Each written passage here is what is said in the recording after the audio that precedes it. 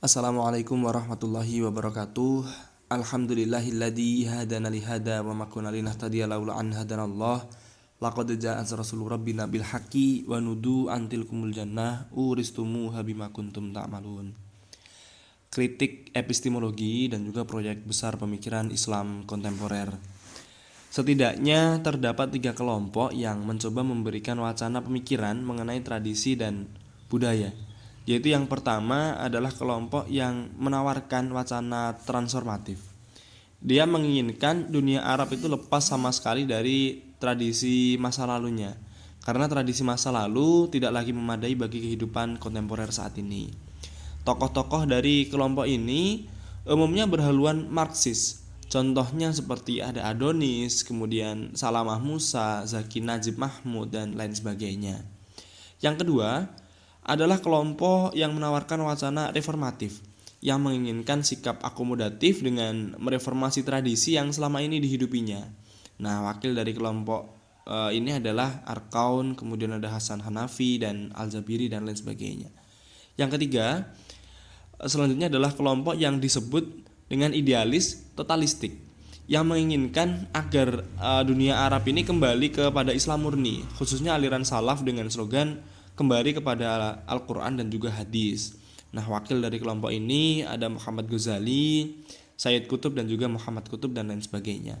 Sementara itu, beberapa peneliti juga menemukan bahwa ada 3 kelompok memikir Islam kontemporer, terutama pada sayap post-tradisionalisme.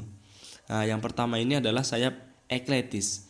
Dalam bahasa Arab istilahnya adalah al-qiraah al-intiqiyah. Itu adalah sayap pertama.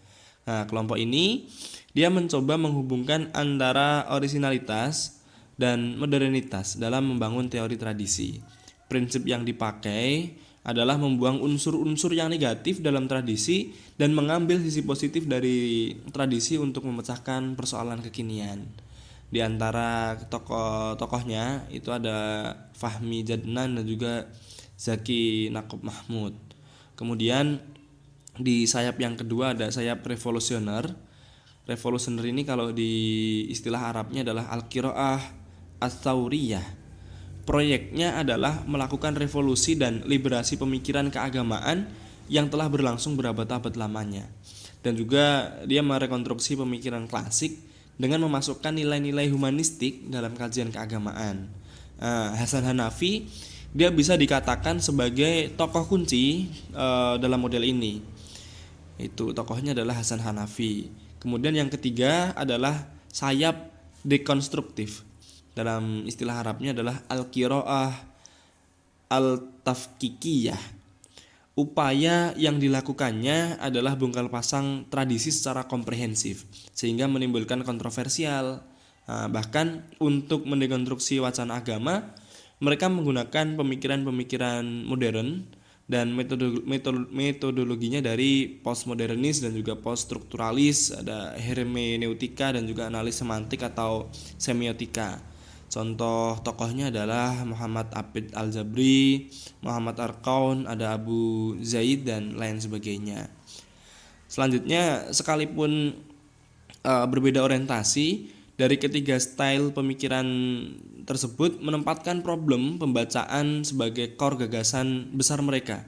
Seperti disinggung di awal tadi, pembacaan terhadap nalar atau kritik epistemologi itu dimaksudkan untuk melihat struktur pengetahuan dan kaitannya dengan sistem pemikiran kolektif yang menjadi basis tumbuh kembangnya pengetahuan dan tradisi sekaligus proses pembentukannya. Nah, sampai sini ada beberapa istilah yang dapat diidentifikasi sebagai technical concept dari epistemologi. Kemudian ada episteme, contohnya adalah seperti episteme dari Michael Foucault.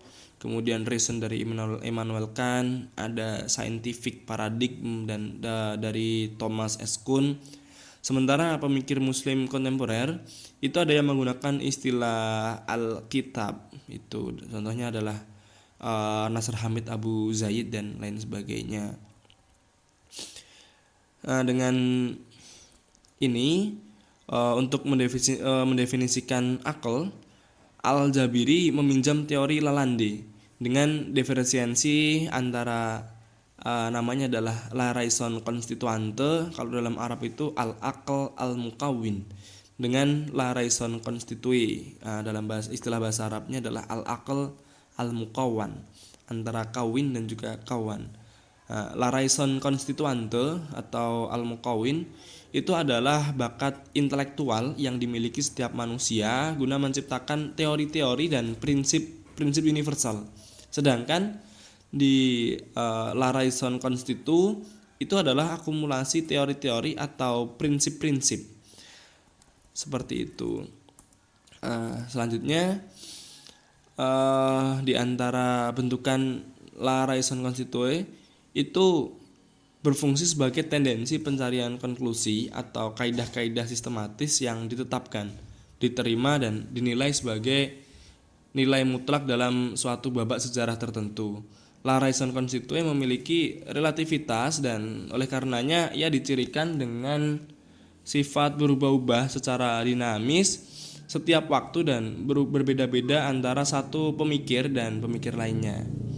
Nalar Arab tidak lain adalah La Raison Constitue, yakni di situ ada kumpulan prinsip dan kaidah yang diciptakan oleh ulama Arab Islam di tengah-tengah kultur intelektual Arab sebagai alat produksi pengetahuan. Nalar ini dalam teori Michael Foucault itu disebut dengan sistem kognitif, kalau dalam istilah Arabnya adalah nidam ma'rifi atau sistem pemikiran, epistem seperti itu. Nah, dengan perangkat kritik epistemologi seperti itu, pemikiran Islam kontemporer terlibat penelusuran terhadap sistem, struktur, dan bangunan epistem sebagai basis tumbuh kembangnya tradisi. Tradisi kemarin seperti yang sudah saya bahas di video sebelumnya adalah dalam istilah Arabnya adalah turats.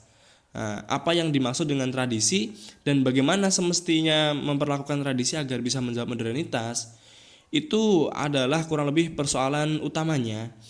Nah, dalam pandangan Al-Jabiri, tradisi itu adalah sesuatu yang hadir dan menyertai kekinian kita yang berasal dari masa lalu kita dan masa lalu orang lain, baik masa yang jauh maupun masa yang dekat. Tradisi adalah titik temu antara masa lalu dan juga masa kini. Nah, tradisi bukan masa lalu yang jauh dari keadaan kita saat ini, tapi masa lalu yang dekat dengan kekinian kita. Jadi, dalam pandangan Al-Jabiri, semuanya adalah tradisi bila berkaitan dengan segala sesuatu yang ada di tengah kita dan menyertai kekinian kita, asal itu berasal dari masa lalu. Persoalannya adalah bagaimana kemudian membaca tradisi itu agar bisa relevan dengan masa kini.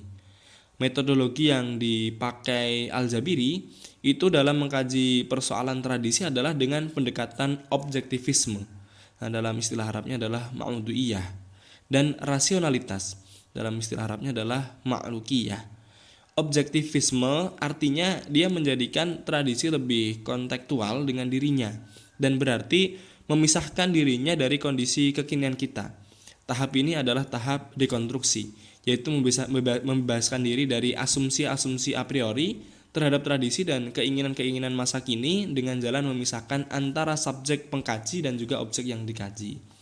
Sebaliknya, yang dimaksud dengan rasionalitas adalah menjadikan tradisi tersebut lebih kontekstual dengan kondisi kekinian kita saat ini. Tahap yang kedua setelah itu adalah merekonstruksi. Yang direkonstruksi itu adalah pemikiran baru dengan menghubungkan antara objek dan juga subjek kajian. Maksud Al-Jabiri untuk ini, hal ini dilakukan agar didapatkan pembacaan yang holistik terhadap tradisi yang ada. Al-Jabiri juga sangat menekankan epistemologi pemikiran Arab kontemporer sebagai jalan untuk menghadapi modernitas. Di sini Al-Jabiri juga telah melampaui ideologi dalam proyek peradabannya dengan menyusun tetralogi, bukunya yang serius digarap seperti itu. Nah, dalam tetralogi itu proyek metodologis pemikiran Al-Jabiri yang terkenal dengan istilah kritik nalar Arab itu terbagi atas dua model. Yang pertama adalah kritik nalar epistemologis. Nalar ini bersifat spekulatif yang mengkaji arkeologi dan perkembangan ilmu pengetahuan yang berlaku di kalangan umat Islam. Kemudian yang kedua ada nalar politik, yaitu nalar praktis yang digunakan untuk melakukan kritik pemikiran dalam bagaimana cara umat Islam berkuasa, menguasai dan mempertahankan kekuasaan.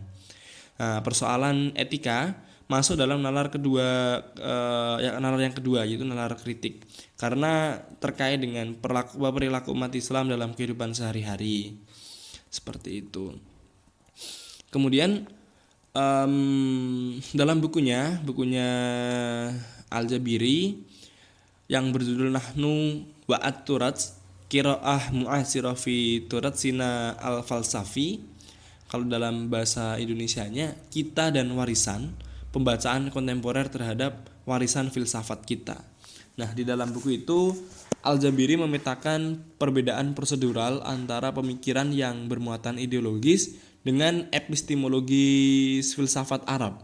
Nah, menurut Al-Jabiri ini, muatan epistemologis filsafat Arab Islam, yakni ilmu dan metafisika, memiliki dunia intelektual berbeda dengan muatan ideologisnya, karena pada muatan yang kedua terkait dengan konflik sosiopolitik ketika ia dibangun.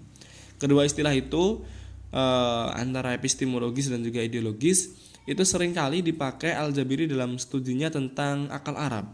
Nah, istilah epistemologi merupakan kumpulan kaidah berpikir yang siap digunakan dalam berbagai kondisi kemasyarakatan, sedangkan istilah ideologis itu adalah kondisi sosial dan politik yang bisa mempengaruhi arah pemikiran setiap tokoh pada masa dan tempat yang berbeda. Seorang tokoh itu bisa menggunakan pisau pemikirannya yang sesuai untuk memecahkan problematika yang sedang dihadapinya. Seperti itu. Kemudian Al-Jabiri dia juga mencatat adanya sebuah problematika struktural mendasar pemikiran dalam struktural akal Arab, yaitu kecenderungan untuk selalu memberikan otoritas referensial pada model masa lampau, dalam istilah Arabnya namudaj salafi. Kecenderungan ini menyebabkan wacana agama terlalu berbau ideologis dengan dalih otentisisme. Kalau dalam istilah Arabnya otentisisme itu adalah asalah. Nah, padahal menurut si Al-Jabiri ini, dalam membangun model pemikiran tertentu, pemikiran Arab itu tidak boleh bertolak dari realitas, tetapi berangkat dari model masa lalu yang dibaca ulang. Menurut Al-Jabiri, tradisi atau turats ini dilihat bukan sebagai sisa-sisa atau warisan kebudayaan masa lampau, tetapi sebagai bagian dari penyempurnaan akan kesatuan dalam ruang lingkup kultur tersebut yang terdiri atas doktrin agama dan syariat, bahasa dan juga sastra. Kemudian ada akal dan mentalitas dan harapan-harapannya. Tradisi bukan dimaknai sebagai penerimaan secara totalitas atas warisan klasik, sehingga istilah otentisitas itu menjadi sesuatu yang debatable menurut Al-Jabiri. Kemudian untuk menjawab tantangan modernitas, Al-Jabiri menyerukan untuk membangun epistemologi nalar Arab yang tangguh. Nah, sistem yang menurut skema Al-Jabiri hingga saat ini masih beroperasi yaitu yang pertama adalah disiplin eksplikasi. Kalau dalam istilah Arabnya adalah ulum al-bayan. Itu didasarkan pada metode epistemologi yang menggunakan pemikiran analogis dan memproduksi pengetahuan secara epistemologis pula dengan menyandarkan apa yang tidak diketahui dengan yang telah diketahui, apa yang belum tampak dengan apa yang sudah tampak, seperti itu. Nah, kemudian yang kedua adalah disiplin genotisisme. Kalau dalam istilah Arabnya adalah ulum al-irfan yang didasarkan pada wahyu dan pandangan yang mendalam sebagai metodologi epistemologisnya dengan memasukkan sufisme, pemikiran Syi'i dan juga penafsiran esoterik terhadap Al-Quran dan orientas filsafat ilmunisasi. Nah, kemudian yang ketiga, disiplin-disiplin bukti atau inferensial, kalau dalam istilah Arabnya dikatakan sebagai ulum al-burhan yang didasarkan pada metode epistemologi melalui observasi empiris dan inferensiasi intelektual. Jika disingkat, metode bayani adalah rasional, kemudian irfani adalah intuitif, dan metode burhani adalah empirik dalam epistemologi pada umumnya. Seperti itu, mungkin cukup sekian yang dapat saya sampaikan. Wallahul muwaffiq ila aqwamit thoriq fastabiqul khairat ihdinas siratal mustaqim. Wassalamualaikum warahmatullahi wabarakatuh.